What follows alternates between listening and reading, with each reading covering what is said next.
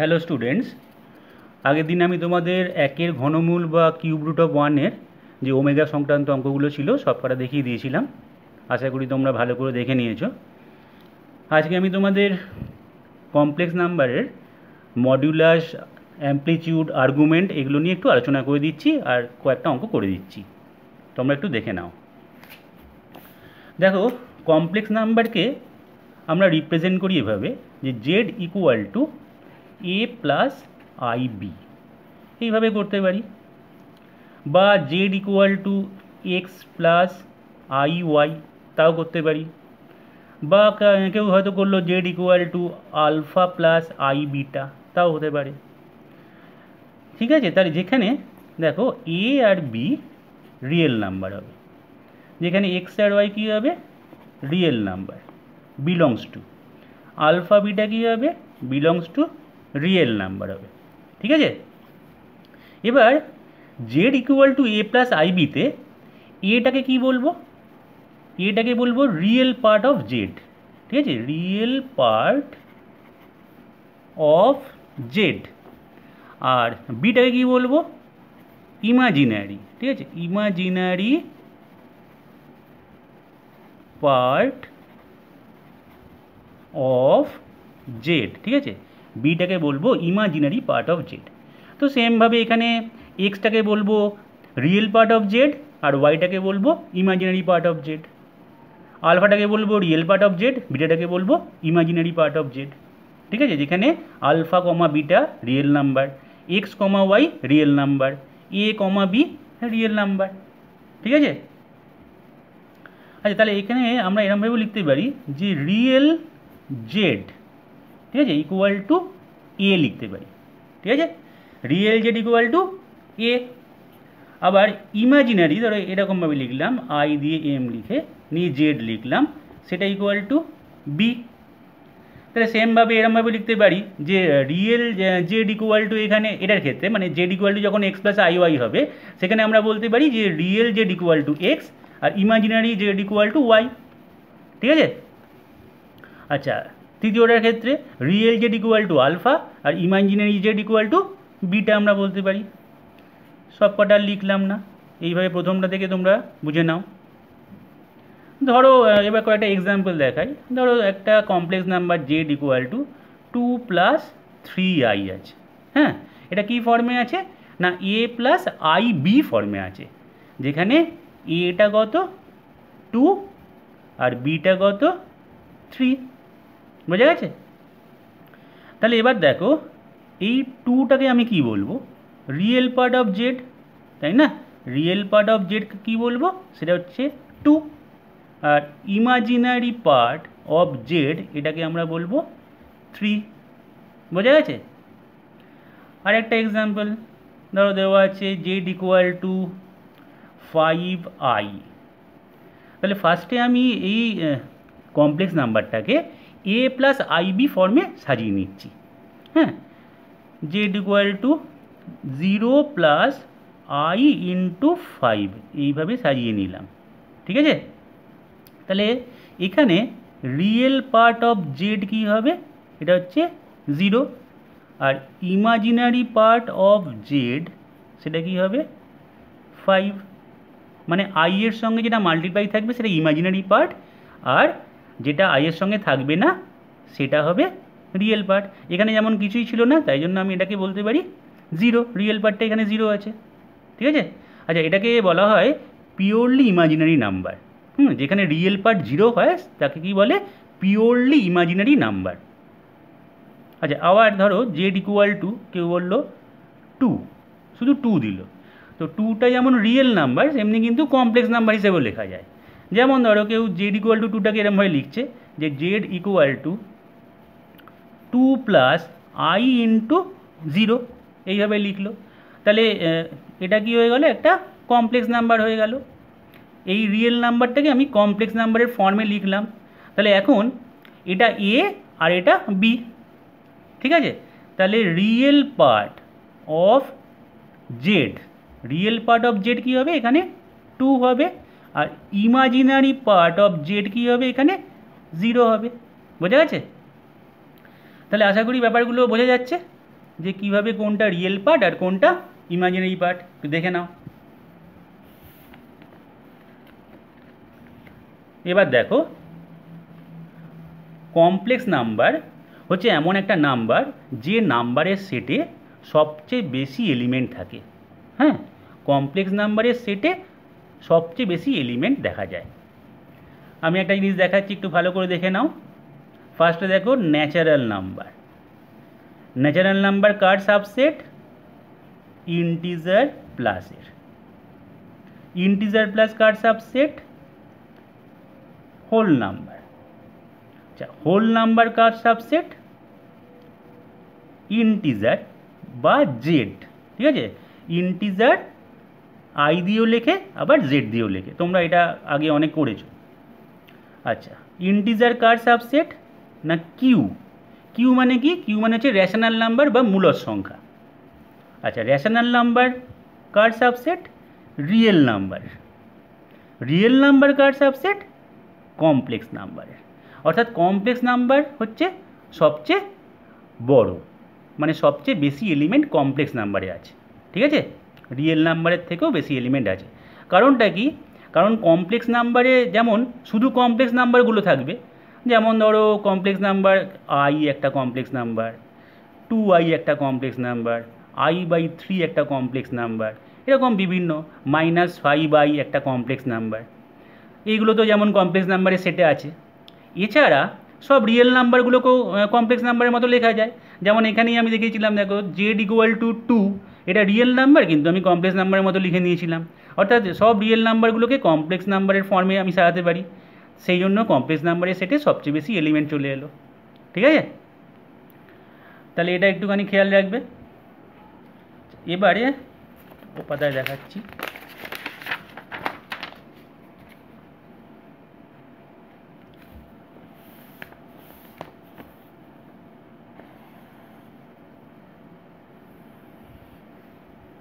দেখো, আমরা x Axis আঁকলাম, এক্স ও এক্স ড্যাশ, এটা হচ্ছে অরিজিন বা মূলবিন্দু 0 0, আর এটা হলো ওয়াই ও ওয়াই ড্যাশ। ঠিক আছে, আচ্ছা এই যে এক্স অ্যাক্সিস, এই এক্স অ্যাক্সিসটাকে বলা হয় রিয়েল অ্যাক্সিস। হ্যাঁ, রিয়েল অ্যাক্সিস। আর ওয়াই অ্যাক্সিসকে বলা হয় ইমাজিনারি অ্যাক্সিস। ঠিক আছে, ইমাজিনারি অ্যাক্সিস, ইমাজিনারি অ্যাক্সিস। আচ্ছা, আমরা একটা কমপ্লেক্স নাম্বারকে পয়েন্ট হিসেবে আমরা 2D প্লেনে, এই যে 2D প্লেন, এই 2D প্লেনে আমরা একটা কমপ্লেক্স নাম্বারকে একটা পয়েন্ট হিসাবে প্লট করতে পারি। ঠিক আছে, বা লোকেট করতে পারি।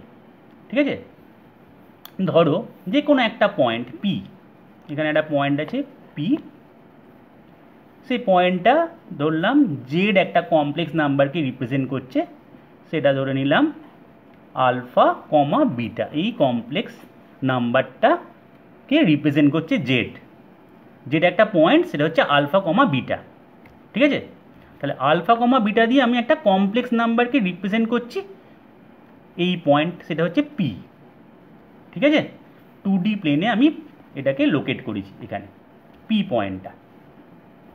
তো এবার দেখো আমি কি করছি, আমি ও আর পি যুক্ত করে দিচ্ছি, নিয়ে পি থেকে একটা পারপেন্ডিকুলার ড্রপ করছি, রিয়েল অ্যাক্সিসের উপর পারপেন্ডিকুলার ড্রপ করলাম। ক্লিয়ার? এটা হচ্ছে রিয়েল অ্যাক্সিস আর এটা হচ্ছে ইমাজিনারি অ্যাক্সিস। এই পয়েন্টটা একটা কমপ্লেক্স নাম্বারকে লোকেট করছে। ঠিক আছে, সেটা কি না, পয়েন্টটা হলো কোঅর্ডিনেট আলফা কমা বিটা। তাহলে আচ্ছা জেড তাহলে কি হয়ে যাবে? জেড তাহলে হবে, যে কমপ্লেক্স নাম্বারটা হবে সেটা হবে আলফা প্লাস আই বিটা। ঠিক আছে, আলফা প্লাস আই বিটা। মানে ধরো এই আলফা কমা বিটার জায়গায় যদি 2,5 থাকতো, তাহলে জেডটা হতো 2 প্লাস আই ইন্টু 5। ঠিক আছে, 2, যদি 3 হতো তাহলে 2 প্লাস আই ইন্টু 3 হতো। ঠিক আছে, তাহলে এবার দেখো এই যে 0 0 মানে অরিজিন বা মূলবিন্দু থেকে এই পি যে পয়েন্ট, তার যে ডিস্টেন্স, এই ডিস্টেন্সটাকে আমরা বলবো মডুলাস অফ জেড। ঠিক আছে, মানে এই জেড এই কমপ্লেক্স নাম্বারটার অরিজিন থেকে যে ডিস্টেন্স সেটাকে বলা হয় modulus of that complex number. এটা মড জেড হলো। তাহলে এবার দেখা যাক যে আমি এইখান থেকে এই ডিস্টেন্সটা কত। এই পয়েন্টটা হচ্ছে আলফা কমা বিটা। তাহলে আমি এখান থেকে এখানে এসেছি, ধরো এই যেখানে একটা নাম যদি দিই, আর দিলাম নাম, তাহলে এই ও আর এই ডিস্টেন্সটা কত হবে? এটা হবে আলফা, ঠিক আছে। আর আর থেকে পি পয়েন্ট, এই পি পয়েন্টটার ডিস্টেন্স সেটা হবে বিটা, কারণ আলফা গেছি বিটা উঠেছি, ঠিক আছে, তবেই তো পয়েন্টটা তৈরি হয়েছে। তাহলে এটা যেহেতু একটা রাইট অ্যাঙ্গেল ট্রায়াঙ্গেল বা সমকোণী ত্রিভুজ, তাহলে পিথাগোরাসের সূত্র কাজে লাগালে ওপি এই ডিস্টেন্সটা অতিভুজ বা হাইপোটেনিয়াস, সেটা কি হবে? Root over alpha square plus beta square, ঠিক আছে, বোঝা গেছে? তাহলে modulus of any complex number কি হচ্ছে না, রুটের মধ্যে alpha square plus beta square. তার মানে কি, মডুলাস জেড ইকুয়াল টু রুটের মধ্যে আলফাটাকে কি বলে? এর আগে আমরা পড়লাম যে রিয়েল জেড, রিয়েল জেডের স্কোয়ার প্লাস বিটাটা স্কোয়ার করেছি, তাহলে বিটাটা কি আই এর সঙ্গে গুণ আছে, তার মানে ইমাজিনারি অফ জেড তার স্কোয়ার। এইভাবেও আমরা ভাবতে পারি, বোঝা গেছে? তাহলে আলফাটা হচ্ছে রিয়েল জেড আর বিটাটা হচ্ছে ইমাজিনারি জেড, দুটোকে স্কোয়ার করে দিলাম, নিয়ে রুট করে দিলাম, যেটা পেলাম সেটা হচ্ছে মডুলাস অফ জেড। এবং এর অর্থটা কি? এর অর্থ হচ্ছে মূল বিন্দু বা অরিজিন থেকে কমপ্লেক্স নাম্বারটার যে ডিস্টেন্স, ঠিক আছে। আশা করি মডুলাস অফ জেড ব্যাপারটা বোঝা গেছে। এবার একটা এক্সাম্পল দেখা যাক। হ্যাঁ, ধরলাম জেড ইকুয়াল টু, কেউ এটা দিয়েছে 2 + 3i, ধরো এরকম দিয়ে দিয়েছে। তাহলে মডুলাস অফ জেড কী হবে? মডুলাস অফ জেড হবে রিয়েল পার্ট অফ জেড কি 2, তাহলে তার স্কোয়ার, আর ইমাজিনারি পার্ট অফ জেড কি না 3, কারণ আই এর কোইফিসিয়েন্ট বা সহগ, তাহলে 3 স্কোয়ার। তাহলে মডুলাস অফ জেড কী হবে? রুট আন্ডার 4 + 9 মানে √13, বোঝা গেছে? তাহলে একটা জিনিস মাথায় রাখবে যে modulus of Z always greater than equal to 0 হবে। 0-র সমানও হয়ে যেতে পারে, হ্যাঁ, কিন্তু 0-র থেকে ছোট কখনোই হবে না, কারণ 0-র সমান কখন হবে? যখন এই কমপ্লেক্স নাম্বারটা ও পয়েন্টে চলে আসবে, ঠিক আছে, একদম মূল বিন্দুতে, তখন কি হয়ে যাবে? তখন মূল বিন্দু থেকে সেই পয়েন্টের ডিস্টেন্স 0ই হবে, ঠিক আছে। তাহলে modulus of Z always greater or equal to 0, এটা খেয়াল রাখবে। আর এই ফর্মুলাটাকে মাথায় রাখবে যে মডুলাস যখন বার করতে দেবে। আচ্ছা, এবার যদি কেউ বলে যে জেড ইকুয়াল টু আই, এটা একটা কমপ্লেক্স নাম্বার, তো এর মডুলাস বার করো, তাহলে মডুলাস কী হবে? প্রথমে এটাকে আমি a + ib আকারে সাজিয়ে নেব, মানে 0 + i × 1, এইভাবে সাজালাম। তাহলে মডুলাস জেড কী হবে? √0² প্লাস i এর সহগ তার স্কোয়ার, তার মানে √1 মানে 1, তাহলে মড জেড ইকুয়াল টু 1। তার মানে i এই কমপ্লেক্স নাম্বারটার মূল বিন্দু থেকে ডিস্টেন্স কত না 1। আশা করি বোঝা গেছে। এইভাবে আমরা মডুলাস বার করব যে কোনো কমপ্লেক্স নাম্বারের, ঠিক আছে। আচ্ছা, এবার আসি অ্যামপ্লিটিউড। আরেকবার ছবিটা আঁকছি।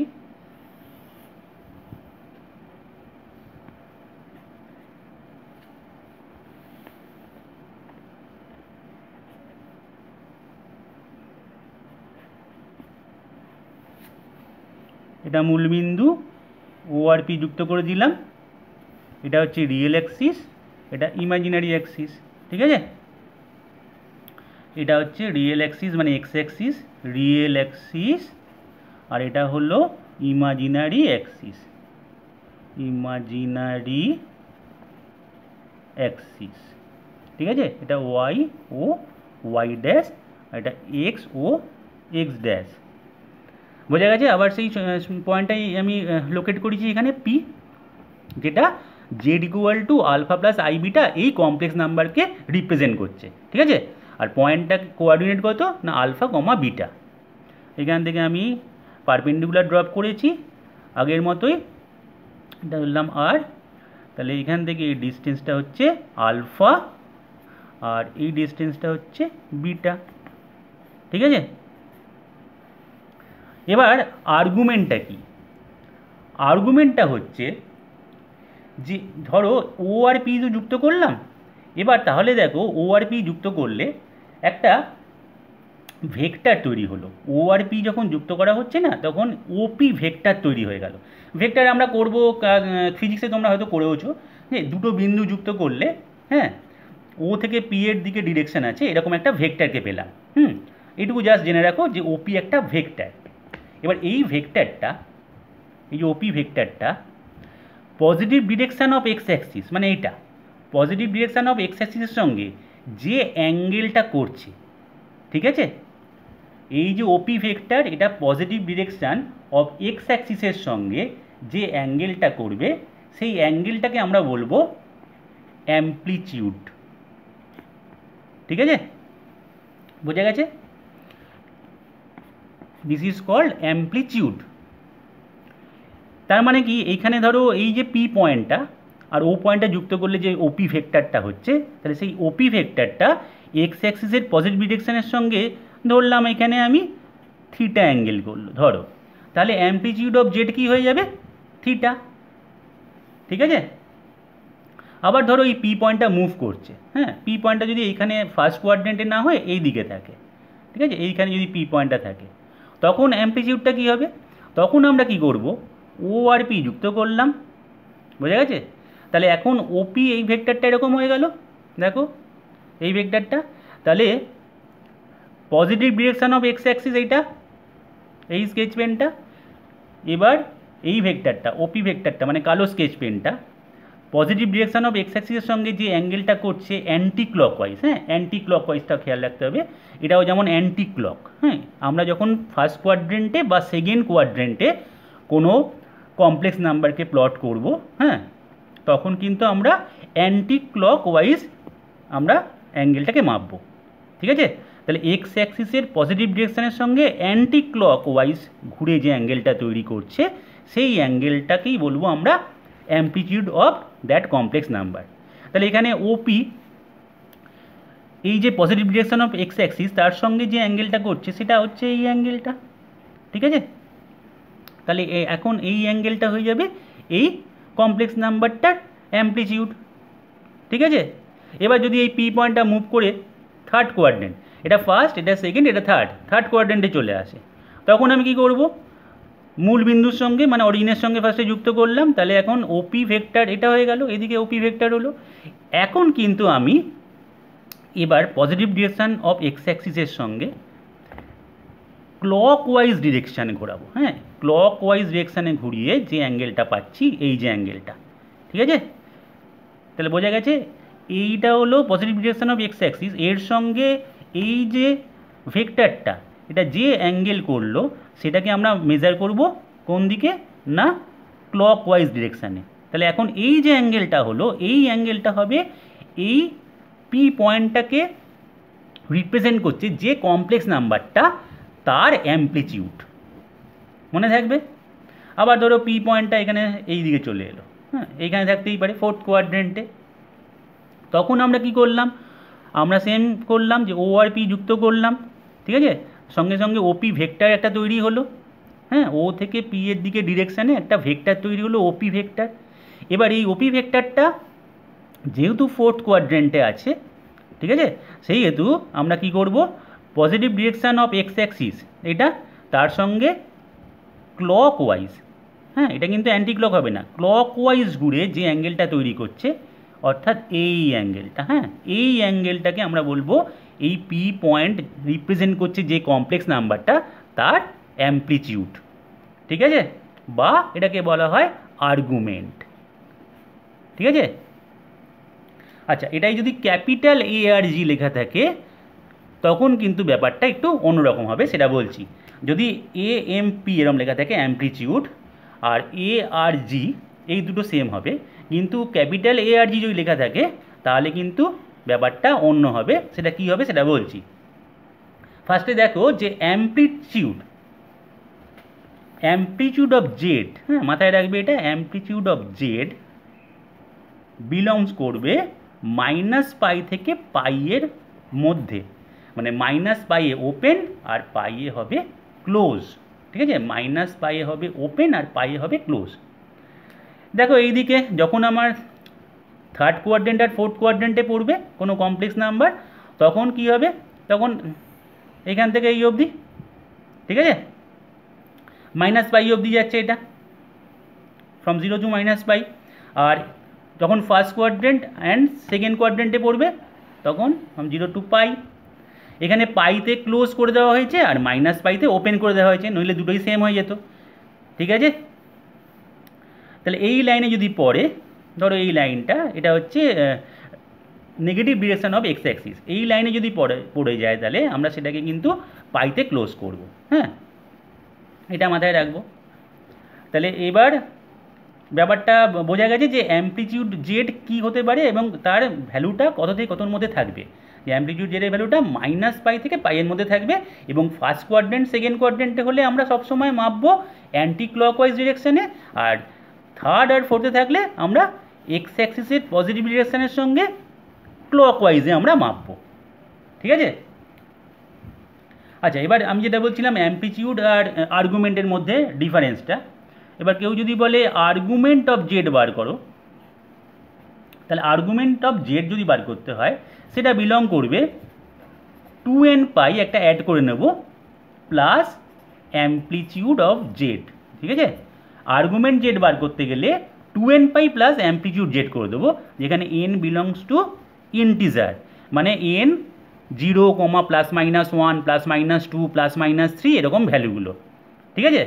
তো আমি যদি ধরো আর্গুমেন্ট জেড বার করতে চাইছি আর অ্যামপ্লিটিউড জেড আমি জেনে গেছি, হ্যাঁ ধরো অ্যামপ্লিটিউড জেড আমি জেনেছি, অ্যামপ্লিটিউড জেড হচ্ছে π/4 আমি জেনে গেছি, ঠিক আছে।